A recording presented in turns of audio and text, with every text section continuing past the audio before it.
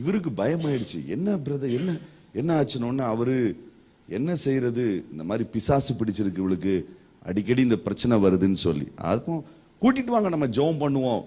பிசாசு பிடிச்சிருக்குன்னு இவர் சொன்னதை ஹிந்தியில இவர் என்ன சொன்னார்னா பூத் பக்கடாக அப்படின்னு சொல்லியிருக்கிறாரு. இவர் வந்த நேரத்தில் எஸ்டிடி பூத் தான் இருந்தது, அப்போ மொபைல் கிடையாது. இவர் என்ன யோசித்துட்டாரு, பூத் இது சத்தம் என்னன்னு ஒன்றும் புரியலையே, பரவாயில்லன்னு சொல்லி அப்போ நீங்க உடனே முழங்கால் போடுங்க, நம்ம எல்லாம் பிரேயர் பண்ணிடுவோம்னு சொல்லி பிரேயர் பண்ணி, எதுக்கு பிரேயர், ஆண்டவரே இவங்களோட குடும்பத்தில் இருக்கக்கூடிய எல்லா பிரச்சனைகளும் சாபங்களும் தீரணும், சீக்கிரமா டாக்டருக்கு ஒரு எஸ்டிடி பூத் வைக்கிறதுக்கு நீங்க தான் உதவி செய்யணும், ஆண்டவருடைய இதுக்கு அந்நிய பாஷையில வேற நிறைஞ்சு ஜபம்.